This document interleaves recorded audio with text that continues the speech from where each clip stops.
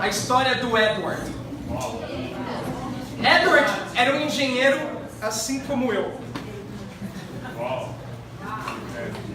Não sei quantos anos ele foi estudando engenharia, mas ele era um engenheiro aeroespacial.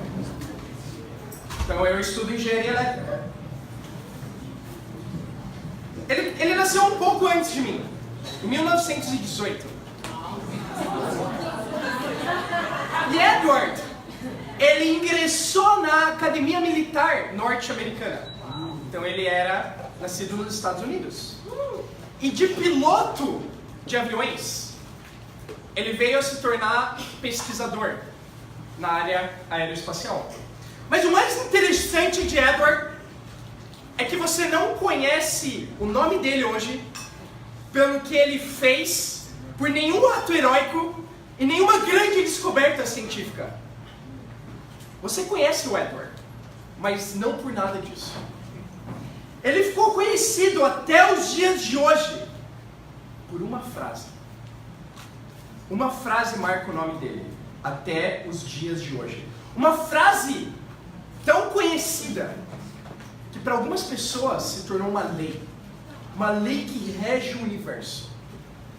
E a frase dele é mais ou menos assim: qualquer coisa que possa ocorrer mal, ocorrerá mal, no pior momento possível. O nome dele, Edward A. Murphy. Sua lei, a lei de Murphy. Já ouviu? Já. Se algo vai dar errado, vai dar errado. É isso o que Murphy dizia. Por isso que a fila do seu lado, não a fila que você está, sempre anda mais rápido. Por isso que você sempre vai achar o que você procura no último lugar que você procurar. Por isso que o pão cai sempre com a manteiga virada. Agora tudo faz sentido. Essa foi a grande descoberta de Edward. E para alguns, a lei de Murphy, a lei de Edward, é uma lei que explica o começo das injustiças que a gente observa no mundo. Não é injusto o pão sempre cair para baixo? Você não pensa isso? Por que não caiu para o outro lado? Não é injusto a fila do lado andar sempre mais rápida que a sua? Não é injusto? É exatamente isso que ele dizia. Que o mundo é um lugar injusto. Por isso que qualquer coisa que pode ocorrer mal, vai ocorrer mal. E no pior momento possível. Hoje eu quero falar sobre o tema das injustiças. Por quê? Para entender a justiça de Deus, que é o que a gente vai falar hoje, a primeira coisa que vem na mente são as injustiças. Para existir justiça, tem que existir algum tipo de injustiça acontecendo. E a gente olha para o mundo hoje e percebe várias injustiças em tantas áreas. Injustiças sociais, injustiças de várias formas. Fome, guerra, morte. O nosso mundo é um mundo injusto, não só nas pequenas coisas que Murphy observou, mas principalmente nas grandes coisas. E é sobre isso que a gente vai falar hoje. Mas ao contrário do que muita gente diz e pensa, a Bíblia ensina em Sofonias 3:5 que o Senhor é justo e jamais comete injustiça. Eu gostaria que vocês guardassem essa escritura até o final da pregação de hoje e para o resto da sua vida também. Hoje a gente vai estudar na Bíblia o tema da justiça de Deus, que é um dos mais fascinantes para mim. E a gente vai entender por que essas injustiças acontecem a todos os momentos, com todas as pessoas, em todos os lugares. Se Deus é um Deus justo, por que o mundo que a gente vive é tão injusto? A gente precisa entender a justiça de Deus. Vamos lá comigo em Gênesis 19, versículo 1. Título de hoje: Justiça seja feita. A gente quer um mundo mais justo, não é? Deus também. A gente vai voltar na história para ver a Bíblia contar sobre uma das gerações mais injustas que já existiu na história. Uma geração tão tão cheia de pecado, que ela é lembrada até os dias de hoje. Essa geração é a geração de Sodoma e Gomorra. A gente vai estudar o capítulo de Gênesis 19 hoje. Gênesis 19, versículo 1. Os dois anjos chegaram a Sodoma ao anoitecer. Ló estava sentado à porta da cidade. Quando os avistou, levantou-se e foi recebê-los. Prostrou-se com o rosto em terra e disse: meus senhores, por favor, acompanhem-me à casa do seu servo. Lá poderão lavar os pés, passar a noite e pela manhã seguir o seu caminho. Não passaremos a noite passaremos a noite na praça, responderam. Mas ele insistiu tanto com eles que finalmente o acompanharam e entraram em sua casa. Ló mandou-lhe preparar-lhes uma refeição e assar pão sem fermento, e eles comeram. Então Ló aqui recebe dois hóspedes ilustres. E aquela época, a gente precisa entender isso. A cultura daquela época, não no primeiro século, desde a época de Ló, mas também no primeiro século, é uma cultura extremamente hospitaleira. E Ló recebeu esses homens, e quando seja um judeu, ou seja, enfim, desde a época de Ló, receber um hóspede era alguém ainda mais importante que do que receber alguém da sua família. E a gente vai ver esse contraste aqui mesmo na história de Ló. Mas esses dois hóspedes que Ló recebeu não eram quaisquer hóspedes, eram dois anjos do Senhor. Incrível, não? E Ló recebe eles na sua casa. Versículo 4. Ainda não tinham ido deitar-se quando todos os homens de toda a cidade de Sodoma, dos mais jovens aos mais velhos, cercaram a casa. Chamaram Ló e lhe disseram: onde estão os homens que vieram à sua casa essa noite? Traga-os para nós, aqui fora, para que tenhamos relações com eles. Ló saiu da casa, fechou a porta atrás de si e lhes disse: não, meus amigos, não façam essa perversidade. Olhem, tenho 2 filhas que ainda são virgens. Vou trazê-las para que vocês façam com elas o que bem entenderem. Mas não façam nada a esses homens, porque se acham debaixo da proteção do meu teto. Saiam da frente, gritaram, e disseram: esse homem chegou aqui como estrangeiro, e agora quer ser juiz? Faremos a você pior do que a eles.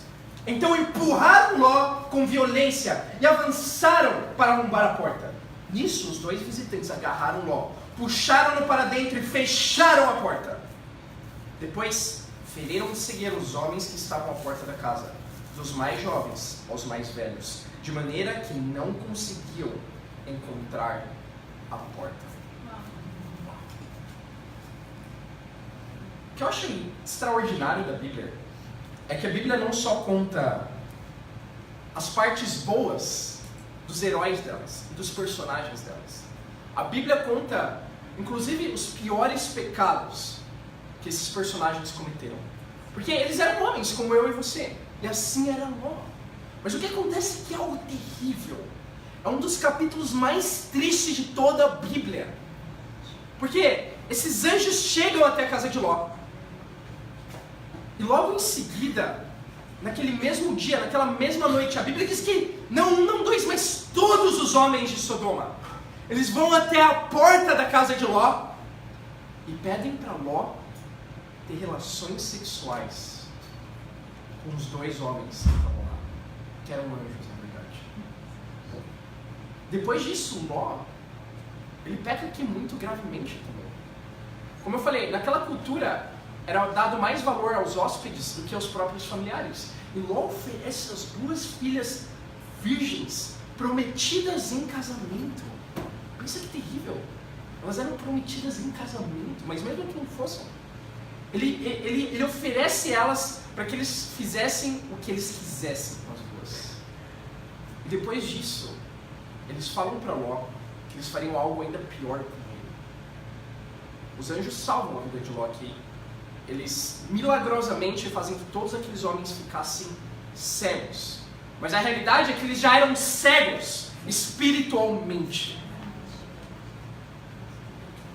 Eu sempre odiei carnaval. Mas é uma das épocas mais terríveis do ano. Principalmente agora tem um olhar espiritual como esse. E eu me pergunto, mesmo não participando do carnaval, você participa mesmo que você não quiser, tipo no metrô vindo pra cá. É terrível. E eu me pergunto, honestamente, eu não sei se o carnaval me lembra Sodoma, ou se Sodoma me lembra o carnaval. Porque, claro, quando a gente pensa em Sodoma, a gente pensa em um lugar terrível, com pecados horríveis. A gente pensa em animais, e não em seres humanos, movidos pelo instinto, pelo pecado, pelo desejo. Mas quando a gente olha hoje, aqui em São Paulo, não é a mesma coisa? Ou talvez ainda pior. Olha só, Sodoma, os estudiosos acreditam, tinha cerca de 2.000 pessoas. São Paulo hoje, só a cidade, 9 milhões. Sodoma, a gente vê um dos maiores pecados na Bíblia. O pecado de homossexualismo. E é claro que o pecado não é... Enfim, a ciência ainda não comprovou se você nasce com certas tendências ou não. Ainda não existe uma prova disso. Mas mesmo que seja, imagina, mesmo que algumas pessoas nasçam com certa tendência, e daí? A Bíblia nos dá uma escolha. Porque cada um de nós nasce com uma tendência a algum tipo de pecado. E a gente sabe que não existe pecado pior, todo pecado separa o homem de Deus. Mas o homossexualismo, o pecado, tem afastado muitas pessoas de Deus. Tem depravado o nosso mundo, a nossa sociedade. Tem feito muitas pessoas odiar ainda mais Deus e ainda mais a Bíblia. Esse era um pecado presente não só em Sodoma, mas em São Paulo. Olha isso. Eu achei um dado que basicamente 1/3 dos homens e 1/5 das mulheres dessa cidade já tiveram algum tipo de experiência homossexual. Algum tipo que seja. Não que eles se considerem, mas algum tipo de experiência. O homossexualismo reduz em 25 anos a expectativa de vida das pessoas hoje. E claro, a gente pensa em Sodoma, mas e São Paulo? Onde tem a maior festa do orgulho homossexual do mundo. A gente olha para Sodoma, a gente vê um caso de estupro ou de tentativa de estupro quando o próprio Ló oferece as filhas dele para serem abusadas sexualmente. Mas isso acontece todos os dias em São Paulo. Não uma vez, não 2 vezes, 7 mulheres por dia. Essa é a média. São estupradas. Hoje, talvez 7 mulheres vão ser estupradas. Ou talvez mais no carnaval. E no final eles ainda dizem, a gente vai fazer ainda pior que o Ló. Ainda pior.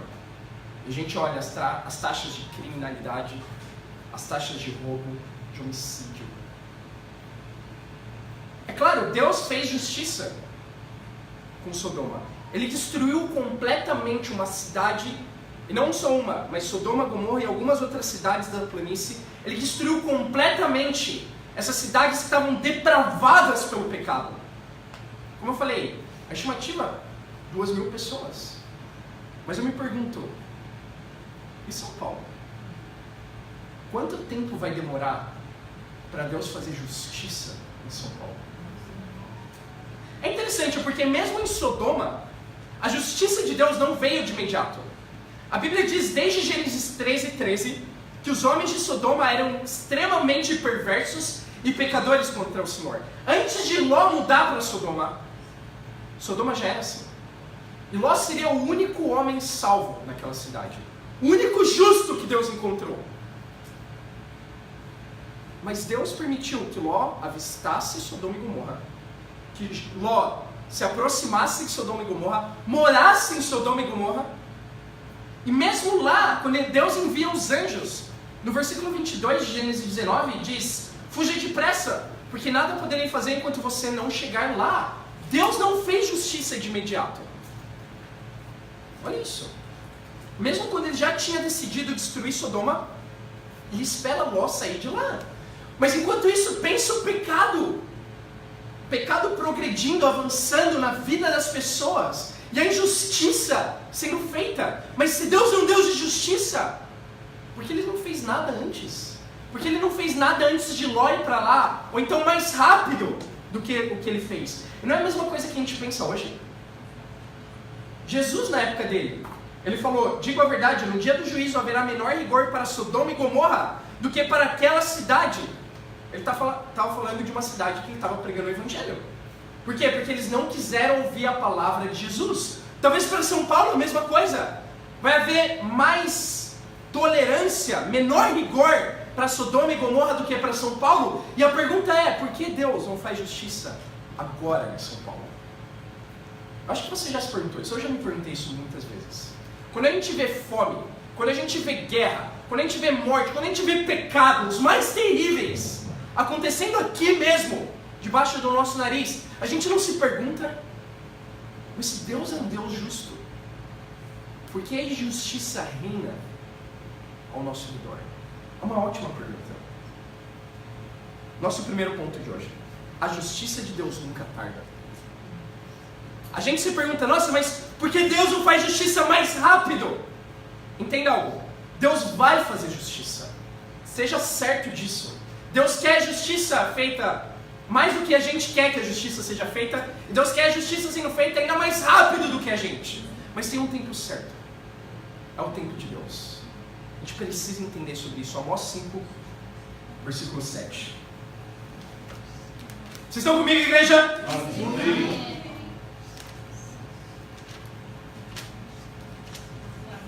Amós é um livro pequeno.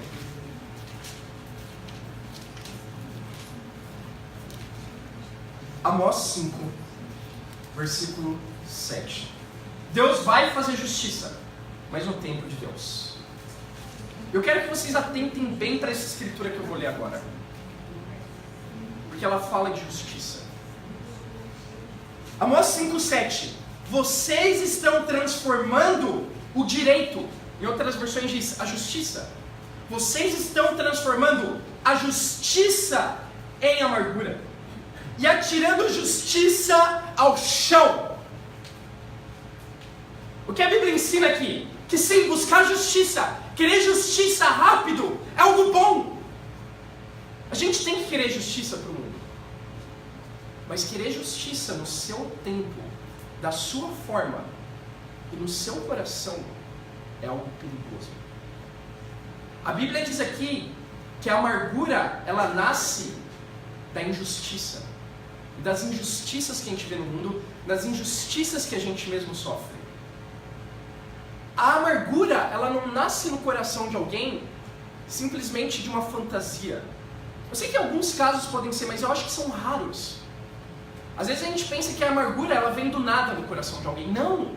A Bíblia ensina que a amargura, ela nasce das injustiças. E que querer justiça é algo perigoso. É algo bom, mas é algo perigoso. Se isso não é no tempo de Deus. Qual o resultado que as injustiças produzem em nós? Eu vejo vários. Por exemplo, a gente facilmente fica amargurado com pessoas. Seja dentro da igreja, muitas vezes. Seja fora da igreja. A gente facilmente fica amargurado. Por quê? Porque pessoas pecam contra nós. Nós sofremos injustiças, portanto. Não é verdade? Mas olha que interessante como é o ser humano. A gente quer justiça para os outros, não é? Quando alguém peca contra a gente. Mas a gente quer graça quando a gente peca com alguém. Então assim o ser humano funciona, olha isso. A gente quer justiça para os outros, mas graça para a gente. E a injustiça produz amargura. A gente fica amargo com Deus. A gente se pergunta, Deus, por que você me fez assim? Por que você me deu essa luta? Deus, por que você é injusto comigo? Como eu falei hoje, a primeira escritura que eu citei, Deus é justo e jamais comete injustiça. Sofonias 3:5. A gente fica amargurado com a vida, com as circunstâncias, com a nossa família, com o que a gente tem, com o trabalho, com a faculdade. Quando no melhor dia, pense o dia mais espiritual que você teve. Você merece um inferno nesse dia. olha como esse senso de querer justiça, de querer que as coisas sejam justas para você, isso pode distorcer a realidade, te deixar completamente amargurado. Eu quero te dar uma perspectiva boa hoje das injustiças. Que até mesmo quando a gente olha as injustiças do mundo, as injustiças da nossa vida, a gente pode tirar algo de bom nisso. 1 Pedro 3, 17 e 18 fala: é melhor sofrer por fazer o bem, se for da vontade de Deus, do que por fazer o mal. Pois também Cristo sofreu pelos pecados, uma vez por todas, o justo pelos injustos, para conduzir-nos a Deus. Ele foi morto no corpo, mas vivificado pelo Espírito. É melhor sofrer injustiça do que querer fazer justiça com as próprias mãos, ou do que fazer justiça no seu coração. Por quê? Porque Jesus foi o que mais sofreu injustiça nesse mundo.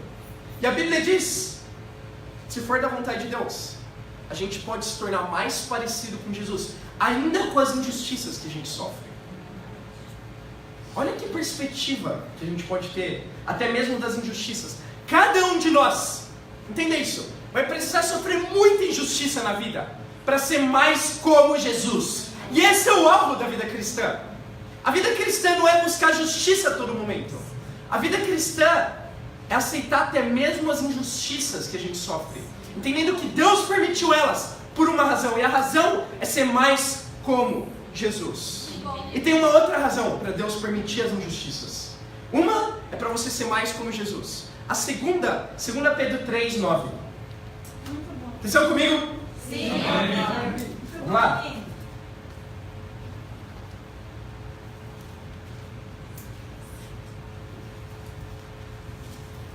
Então, ainda que você não esteja namorando, é uma boa injustiça que você tem.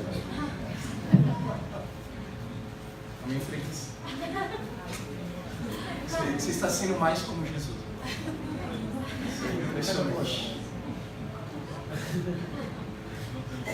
2 Pedro 3, versículo 9, a Bíblia diz: o Senhor não demora em cumprir a sua promessa, como julgam alguns. Ao contrário, Ele é paciente com vocês, não querendo que ninguém pereça, mas que todos cheguem ao arrependimento. Como eu falei, não é que Deus tarda em fazer justiça. Deus nunca tarda. Mas existe um tempo certo. Por quê? Primeiro, para que com a injustiça a gente seja mais como Jesus. E dois, para que com as injustiças as pessoas se arrependam. Deus dá tempo para as pessoas se arrependerem. Ele dá uma certa quantidade de tempo.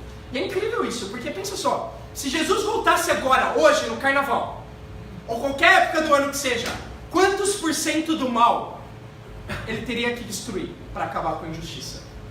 100%! O que significa dizer que se Jesus voltasse hoje, seria bom para nós que somos salvos, cristãos, discípulos. Amém. Mas o mundo seria destruído. A maioria das pessoas, a grande maioria, iria para o inferno hoje mesmo. Por isso Deus é paciente. Porque só é possível entender a justiça de Deus sob o olhar da graça de Deus. Pode parecer um paradoxo a princípio, mas são dois lados da mesma moeda. Se você pensar bem, olha que paradoxo a princípio. A graça é o que você merece, não merece. A justiça é o que você merece. Qual é o equilíbrio das duas coisas? O que você precisa. Deus dá o tempo que você precisa para se arrepender, para que o mundo se arrependa e para que hajam discípulos aqui na terra. É incrível pensar isso. Muito bom. O equilíbrio é que Deus tem um tempo certo, tem um tempo que cada pessoa precisa para se arrepender. Eu penso, é impossível não pensar na história da Dalva e da Inês, e do irmão delas, do cunhado delas. Então, essa história já foi compartilhada algumas vezes, mas sempre que eu penso no tema da justiça, que Deus tem um tempo certo e por isso Ele espera que a gente se arrependa, eu penso nessa história. Então, brevemente, o cunhado da Dalva e da Inês, ele assassinou a irmã delas na frente dos filhos com uma arma. E você pensa, como Deus permite que alguém assim viva? Alguém tão cruel, tão frio. Como Deus permite que alguém assim no mundo continue vivendo? E não só essa pessoa, mas pessoas assim ou piores do que essa ainda. Deus quer que cada pessoa se arrependa. Nas últimas semanas de vida, esse homem estudou a Bíblia. Ele se tornou um discípulo. Ele se arrependeu dos pecados dele. E ele foi batizado. Uma semana depois, ele faleceu. E foi para a glória com Deus nos céus. Amém. Essa é a justiça de Deus, junto com a graça dele ao mesmo tempo. Ainda que o mundo seja um lugar de injustiças, a justiça de Deus nunca tarda. Porque ou as pessoas se arrependem, ou elas são destruídas pelo próprio pecado. No tempo de Deus. Se você está aqui hoje, eu quero te chamar a estudar a Bíblia, a continuar estudando a Bíblia e se arrepender, porque Deus já te deu o tempo que você precisa. A questão é, você não sabe quanto tempo é, mas você tem hoje o tempo que você precisa. A gente precisa buscar a justiça de Deus, não para as outras pessoas, mas para nós mesmos, o mais rápido possível. Segundo ponto de hoje, e último, a justiça de Deus nunca falha. Às vezes a gente se pergunta por que Deus demora tanto para cumprir justiça? E o ponto é, Ele espera que as pessoas se arrependam, Ele dá o que as pessoas precisam. Mas a segunda pergunta é, mas será que Deus não falha na justiça dele? Porque a justiça falha o tempo todo, a justiça dos homens, não é? Eu estava vendo o caso de um homem, é tão trágico, mas de tão trágico que acaba sendo até um pouco engraçado ao mesmo tempo, mas muito trágico. Mas em 1976, um mecânico e motorista chamado Marcos Mariano da Silva, ele foi preso por assassinato. Ele ficou 6 anos na cadeia, até que descobriram que um outro homem, que tinha o mesmo nome dele, foi quem cometeu o assassinato. Eles tinham o mesmo nome. Ele ficou 6 anos preso. Depois soltaram ele, e alguns dos policiais que prenderam ele da primeira vez, pararam ele numa blitz. Mas eles não sabiam que ele tinha sido inocentado, acharam que ele tinha fugido e prenderam ele de novo. E por um erro da justiça, ele ficou 13 anos mais preso. 19 anos ao total. Na prisão ele contraiu tuberculose e ficou cego. Depois de 19 anos preso, ele finalmente ficou livre.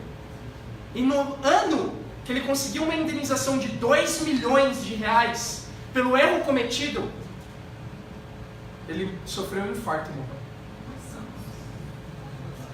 O mundo é um lugar injusto. E a justiça dos homens falha o tempo todo. Mas a justiça de Deus não. Vamos olhar de novo a história de Jó. Vamos lá em Gênesis 19, versículo 12.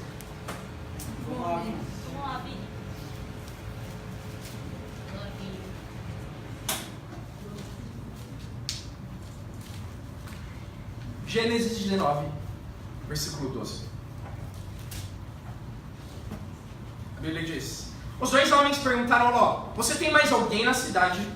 Genros, filhos ou filhas ou qualquer outro parente? Tira-os daqui, porque estamos para destruir este lugar. As acusações feitas ao Senhor contra esse povo são tantas que Ele nos enviou para destruir a cidade. Então Ló foi falar com seus genros, os quais iam casar-se com suas filhas. Ele lhes disse: saiam imediatamente desse lugar, porque o Senhor está para destruir a cidade. Mas eles pensaram que ele estava brincando.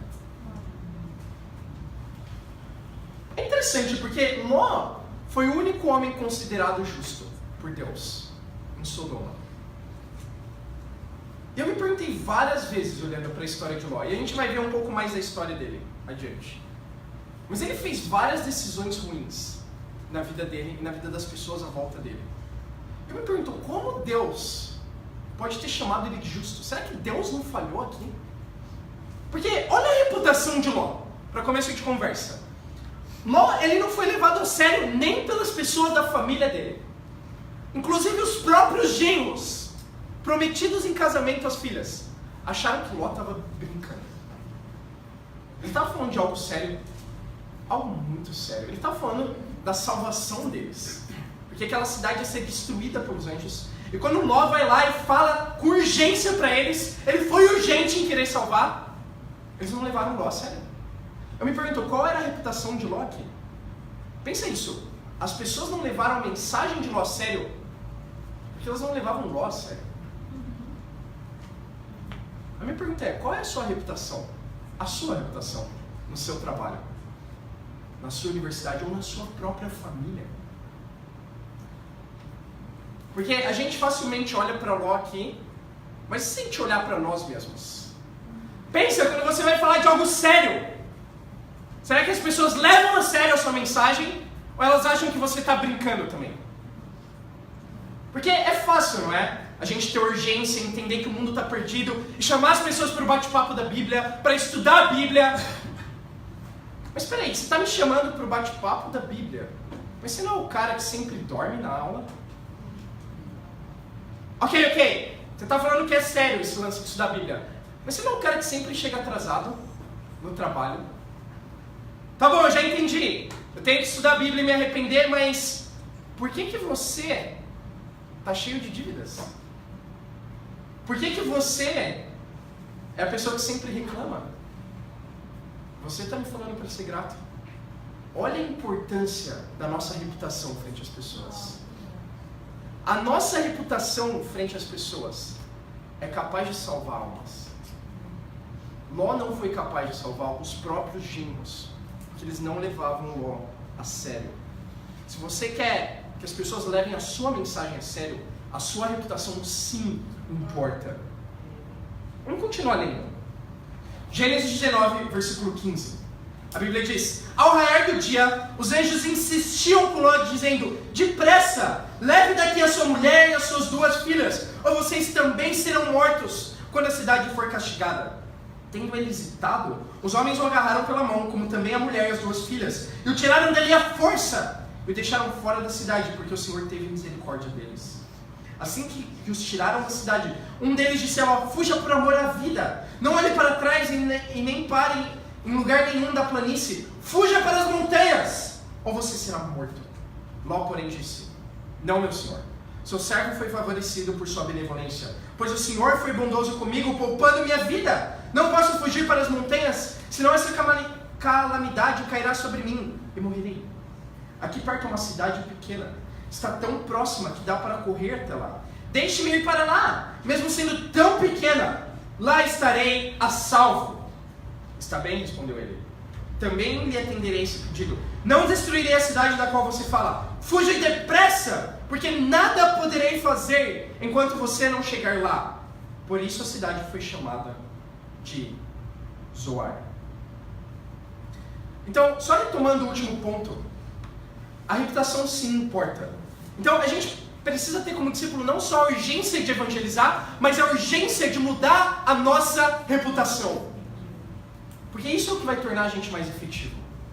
A ser um melhor aluno. E como um discípulo, enfim, ser um discípulo me ajudou a ser um melhor aluno. Mas ser um discípulo tem que te inspirar a ser um melhor aluno também, um melhor profissional, um melhor filho para os seus pais, ou um melhor pai para os seus filhos. Porque essa é a forma da gente poder mostrar que a nossa mensagem é séria. Mas olha lá, aqui o desastre continua. Primeiro, o anjo fala para ele sair de lá, mesmo que os genros não quisessem ir, porque Deus iria destruir a cidade. E o que Ló faz? Ele hesita. E os anjos tiram ele à força. Depois que ele sai de lá, os anjos falam: vai para a montanha. Ele pede: não, deixa eu ficar no meio do caminho. E ele fica nessa cidade que era bem pequena, que se chamava Zoar. Eu quero chamar a atenção a vocês para algumas das decisões que Ló tomou ao longo desse capítulo e ao longo dos capítulos anteriores, que a Bíblia cita o nome dele. Em Gênesis 13:10, a Bíblia diz que Ló avistou Sodoma. E Ló escolheu ir para Sodoma, porque Abraão deu a escolha para ele. Abraão falou: vai para onde você quiser ir e eu vou para o outro lado. Eles tinham muitos rebanhos e eles tiveram que se dividir. Ló avistou Sodoma, Gênesis 13:10. Ló armou sua tenda perto de Sodoma, Gênesis 13:12. Ló passou a viver em Sodoma, Gênesis 14:12. Você vê como ele vai se aproximando cada vez mais de lá? Primeiro ele avista, depois ele chega perto, depois ele começa a viver. E não para aí. Gênesis 19:1. Ló estava sentado à porta da cidade, o que implicava que ele se tornou um líder de Sodoma. Depois Ló hesita de fugir de Sodoma. E por último, ele vai para Zoar, ao invés das montanhas. Eu acredito que não é por acaso que Ló foi parar em uma cidade chamada Zoar, que significa pequena. Não foi por acaso. Porque assim foi a mentalidade de Ló a vida inteira. Ele pensou pequenininho. Eu vi uma frase que me impactou muito, eu espero que cause o mesmo impacto em você. Que diz, o maior problema não é mirar alto e errar. É mirar baixo e acertar. Para mim essa foi a vida de Ló. Ele chegou em Sodoma. Ele chamou de amigos aqueles homens que queriam fazer mal para a filha dele, para ele mesmo. Ele chamou esses homens de amigo, aqui no capítulo 19 mesmo. Quando eles pedem para pegar os hóspedes de Ló, ele fala, amigos, o que vocês querem fazer? Ló, ele ficou em Sodoma, ele não quis sair de lá. Depois ele vai para Zoar em vez das montanhas. E qual é a consequência de mirar tão baixo assim? A consequência é drástica. Se a gente continuar lendo até o final do capítulo, a gente vai ver que Ló, ele não salvou os genros dele. A gente vai ver que Ló não salvou a mulher dele. E lembra as filhas que eram virgens prometidas em casamento? No final do capítulo, as próprias filhas, elas perdem a virgindade com o pai. É difícil imaginar isso. E o fruto desse relacionamento são dois homens que dão origem aos povos inimigos de Deus, aos maiores inimigos, talvez, do povo de Deus. Então, é verdade o que Ló diz. Quando ele fala para o anjo para ir para Zoar, ele fala o seguinte, deixe-me ir para lá, versículo 20, mesmo sendo tão pequena, lá estarei a salvo. É verdade, Ló não salvou ninguém, só ele. Por pensar tão baixo, tão pequeno e acertar. E de novo, eu me pergunto, será que esse é o homem justo que a Bíblia fala? Vamos lá em 2 Pedro 2, 7 a 8. 2 Pedro 2.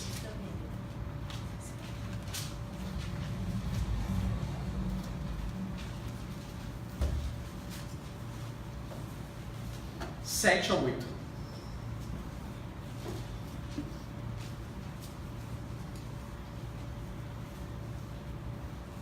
Aliás, vamos ler do 6 ao 8. Também condenou as cidades de Sodoma e Gomorra, reduzindo-as a cinza, tornando-as exemplo do que acontecerá aos ímpios, mas livrou Ló, homem justo, que se afligia com o procedimento libertino dos que não tinham princípios morais. Pois vivendo entre eles, todos os dias aquele justo se atormentava em sua alma justa, por causa das maldades que via e ouvia. Vemos, portanto, que o Senhor sabe livrar os piedosos da provação e manter castigos ímpios para o dia do juízo. Quando você olha para a vida de Ló, é impossível imaginar como a Bíblia chama ele aqui de justo. E não uma vez, 3 vezes. Fala, homem justo, em sua alma justa. Todos os dias aquele justo. 3 vezes. Pedro chama Ló de justo. Eu passei a semana inteira tentando entender como Ló é justo. Se eu não vi nada de justo que ele fez. Mas essa é a pergunta. Como eu e como você somos justos também? Porque é isso que a Bíblia fala em 1 João 3, versículo 7. 1 João 3, logo depois de Pedro, fala, olha isso. Filhinhos, 1 João 3, 7. Filhinhos, não deixem que ninguém os engane. Aquele que pratica a justiça é justo, assim como ele é justo. Ele é Jesus aqui. A Bíblia diz que assim como Ló é justo, nós somos justos também. Isso é inimaginável. O que me ajuda a entender sobre Ló é entender sobre mim. Olhar para os meus pecados que eu cometi antes de ser discípulo. é que eu ainda cometo. E Deus me vê como justo. Você já ouviu aquela frase que Deus é justo e o homem não? Essa frase não é bíblica, porque a Bíblia diz aqui que nós somos tão justos como Ló, e Ló é tão justo assim como a gente, como Jesus. Quando Deus olha pra gente, os discípulos dessa sala, Ele vê a mesma justiça de Jesus. Como? Como Deus viu justiça em Ló? O incrível é que quando eu penso na justiça de Deus, e a razão pela qual ela nunca falha, é porque Deus é capaz de ver o que os homens não veem.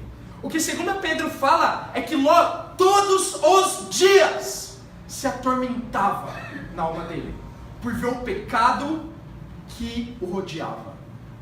Ló todos os dias se atormentava com o pecado de Sodoma e com o pecado de Gomorra. E sim, talvez ninguém nunca aqui ofereceu suas filhas. Talvez aqui ninguém nunca fez o que Ló fez, em viver em uma cidade tão ruim quanto Sodoma, se tornar um líder lá. Mas eu pergunto, quantos de nós, hoje, durante esse carnaval, a gente vai ficar atormentado com o pecado no mundo? Com o pecado que a Bíblia diz que vai destruir os ímpios. Eu quero te inspirar no final dessa pregação, mas eu não quero que você seja confortável agora. Eu espero que você não esteja. Por quê? Porque a nossa tendência é ser indiferente. Mesmo quando o mundo está caindo ao nosso redor. Você vê no metrô, você viu talvez hoje no metrô. Talvez você vai ver no metrô. E a nossa tendência é ano após ano, dia após dia, não se atormentar, mas ficar indiferente. Ló se atormentava todos os dias. Por isso a Bíblia chama ele de justo. Mas o que eu acho mais incrível, ainda aqui em João, 1 João 3,7. Filhinhos, não deixem que ninguém os engane. Aquele que pratica a justiça é justo, assim como ele é justo. Aquele que pratica o pecado é do diabo, porque o diabo vem pecando desde o princípio. Para isso o Filho de Deus se manifestou, para destruir as obras do diabo. Todo aquele que é nascido de Deus não pratica o pecado, porque a semente de Deus permanece nele. Ele não pode estar no pecado, porque é nascido de Deus. Amém. Dessa forma sabemos quem são os filhos de Deus e quem são os filhos do diabo. Quem não pratica a justiça não procede de Deus, tampouco quem não ama seu irmão. A justiça que a gente tem que buscar é a justiça contra o pecado. É se atormentar com o pecado, odiar o pecado. Isso começando por nós mesmos. E assim a gente vai odiar o pecado do mundo. A gente vai olhar para esse carnaval e entender que carnaval não tem nada de bom. Nada. Mas não só o carnaval. A gente tem que entender que a vida das pessoas não tem nada de bom também, se elas não vivem uma vida justa como Jesus. Entenda isso. A injustiça faz a gente ser mais como Jesus, quando a gente sofre ela. Mas buscar a justiça de Deus é o que faz a gente ser mais como Jesus também. Ló foi justo aos olhos de Deus. Abraão foi justo aos olhos de Deus. Mas sabe qual é a diferença entre Ló e Abraão? Onde eles miraram. Como eu falei, Ló mirou baixo, acertou baixo. Abraão mirou alto. Foi o pai da fé, o pai de muitas nações. Ele fez coisas extraordinárias para Deus. Ele errou algumas vezes, mas ele sempre mirou alto. E aí a gente precisa mirar como discípulos. Uma coisa eu aprendi nas decisões que a gente toma para Deus. As decisões, a maioria das decisões que a gente toma como igreja, elas não são certas ou erradas. Elas não estão nessa categoria. Elas podem estar. Mas eu aprendi que tomar uma boa decisão é uma questão de estar perto de Deus. Sempre que a gente está perto de Deus, a gente vai tomar boas decisões. Por isso é necessário estar perto de Deus hoje. Ótimo! É uma questão de opinião. Você pode estar perto de Deus, ouvir várias opiniões diferentes, ter várias estratégias diferentes. E talvez seu plano vai ser melhor do que bom. Mas melhor, o melhor de todos, é uma questão de fé. E é sempre uma questão de fé. Assim foi com Abraão. Abraão, ele foi justo. Mas diferente de Ló, que também foi justo e não salvou ninguém mais, Abraão foi o pai de muitas nações. Abraão salvou Ló. Em Gênesis 19, 29 diz que Deus arrasou as cidades da planície, mas lembrou-se de Abraão e por isso tirou Ló do meio da catástrofe. Abraão salvou porque ele foi um homem de fé. Então não basta ser justo. Ainda que cada discípulo nessa sala seja justo aos olhos de Deus, a gente precisa da fé de Abraão para salvar. Você vai ter uma fé de Abraão ou uma fé de Ló? Me impactou ler Apocalipse 7, porque lá fala que Deus vai enxugar as lágrimas no céu. Então no céu não vai ter lágrimas, mas em algum momento, ainda no céu, as lágrimas vão ter que ser enxugadas. A pergunta é por quê? Porque talvez muitas pessoas vão ter a fé de Ló, que ainda sendo justo, ele salvou só ele mesmo. Mas nós podemos ter hoje a fé de Abraão, sabendo que nós somos justos pelo sangue de Jesus e fomos chamados para salvar muita gente. É aí que a gente tem que mirar aqui na região oeste. Mirar nos 100 discípulos. Eu espero que você continue orando por isso comigo. 100 discípulos. E vamos mirar mais alto do que isso. Vamos chegar em mais de 100 no fim do ano. Por isso a gente tem que mirar no ABC. E ter um grupo lá na universidade e nessa região.